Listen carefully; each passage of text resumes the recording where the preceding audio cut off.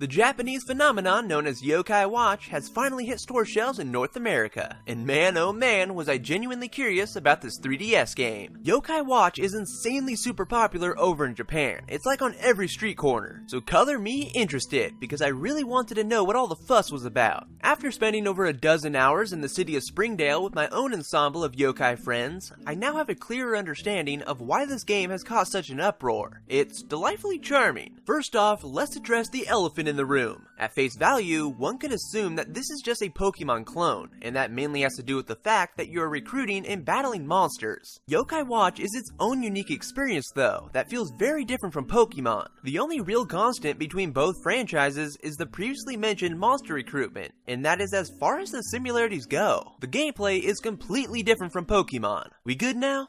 Good. The story follows the footsteps of a young boy named Nate who stumbles across a bizarre capsule machine while searching for bugs in the woods. Giving that baby a twist, pops out a capsule, and opening it brings forth the yokai creature known as Whisper. This ghostly guy gives Nate a peculiar device known as a yokai watch, which allows Nate to identify and see various yokai that are causing mischief around Springdale. Yokai are essentially invisible monsters that are the cause of many of the problems we experience on a day-to-day basis. You completely forgot what you needed to do 10 seconds later? Yokai. You need to go to the Tinkle Factory all of a sudden? Yokai. And the list goes on. With Yokai Watch, it didn't feel like there was much of a storyline for the majority of the game. It was like you were solving relatively simple missions or fetch quests for a good chunk of time. There are super vague nuggets of an overarching story sprinkled throughout, but things really don't start to come together and laser focus onto one thing until the tail end of the game. I guess having that knowledge at the end gives those story missions you win on a bit more purpose, but I felt it would have been better if they didn't feel so much like isolated events. It's good fun though, and I liked how Yokai Watch even tackled a couple darker themes, like trying to stop your parents from fighting, or helping your friend because he thinks his parents are leaving each other. Now, in terms of the game's presentation, Yokai Watch is supremely well done. The visuals are really polished, and it runs at a silky smooth 60 frames per second. The little talked about stereoscopic 3D effect even adds a surprising amount of depth to the world. The game does take place in a gigantic city that is cut up into a few different sections, but since most of it is industrialized, a lot of it will look the same. Yes, there are forested areas, back alleys, and underground sewers to travel through, but most of it is indeed a giant city. Since that is so, it can be a bit difficult to differentiate between the various sections of the map, and you may get confused on where exactly you are. Nevertheless, the architecture and design of Springdale does look phenomenal. It looks like a living, breathing town that you would actually see in real life, and not just some flat piece of terrain with houses sprinkled throughout. It's really fleshed out. The designs of the yokai are, for the most part, pretty memorable. I mean, there's one named Cheek Squeak who literally has a butt face, and a bird named Snot So Long who has a major snot problem. How is that not amazingly awesome? But honestly though, their designs are really well done, except for the fact that some yokai are pretty much just reskins of other yokai. On the other hand, the music is really well arranged. While traveling throughout Springdale, you're accompanied by pleasant electronic tunes that makes the town feel very peaceful. It reminds me of Animal Crossing in the way that it's really calming. Other tunes in the game also don't shy away from adding a more eerie Luigi's Mansion vibe, since yokai are more along the lines of being ghostly creatures, so it's very fitting. Overall, there isn't a whole lot to dislike about the soundtrack. It's quite superb.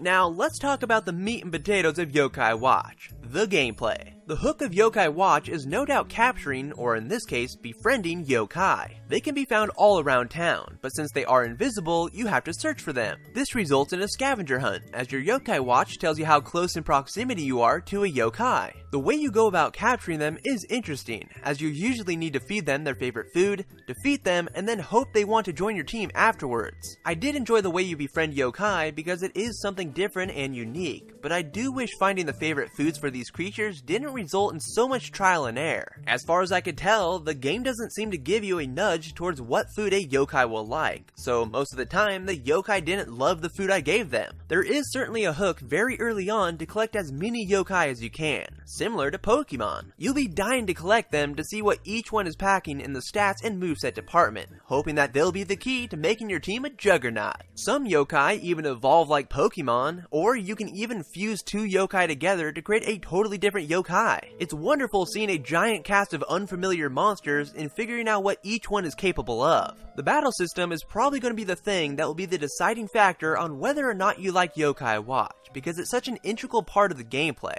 plus is downright weird. You sit on the sideline, so to speak, to offer assistance while your yokai automatically duke it out in turn-based battles that play out in real time. Your aid comes in the form of rotating yokai in and out of combat, using items in your inventory, and playing simple minigames to clear away status ailments and execute special attacks for your yokai. When I tried out the demo, the battles just didn't feel like my cup of tea, because I had no clue on what was going on and it seemed like I didn't have much control. My view on it has changed for the better though after spending hours immersed in the game. I now have a better understanding of the intricacies of the battle system, so it has started to grow on me. Ironically, it is quite complex and takes a bit to get used to. Every yokai has their own unique pre-selected moveset that includes attacks, buffs, and debuffs. Plus, the location of where you put the yokai in your lineup may affect their performance and your survival, since 3 yokai always have to be on the field at once. The complexity goes even deeper than that when you factor in the attitudes and tribes of these yokai, which again affects battles. It's a combat system that I have never quite seen before, and I appreciate the effort made to create something wholly unique rather than fall back on the standard JRPG turn-based battles. It wouldn't have hurt though if there were a greater variety of minigames to clear away status ailments and pull off special attacks, because there's only like 3 minigames and that can get to be a bit repetitive. Most of the time the combat is a passive experience, and this is due to the difficulty being fairly easy, and thus most battles don't call for too much strategy. The only time when things get a bit tricky is during boss battles, which were honestly my favorite parts of the game. These lengthy matches get pretty tense as you furiously switch yokai in and out of battle and execute special attacks as quickly as possible. Do I wish the rest of the game offered a similar difficulty? Yeah, but Yokai Watch has such a charming and robust world that it alleviates some of the concern I had with the difficulty. The main storyline of Yokai Watch is honestly pretty short for an RPG, coming in at around 10 to 15 hours. When you do factor in the large sum of side quests, post-game content, and over 200 yokai to find and collect, Yokai Watch is definitely a game that will keep you busy for many hours after you hit the end credits. I only befriended a little over 40 yokai after spending about 15 hours with the game, so you can imagine how long it will take to see everything. The city of Springdale is also chock full of places to explore and discover. On the downside, Yokai Watch lacks any online multiplayer, so if you want to battle with other players, you need to find someone close to you with their own 3DS and a copy of the game. Overall, I was really excited to dive into the world of Yokai Watch because I was genuinely curious since Japan is head over heels for it, and I came out on the other side having a rather swell time.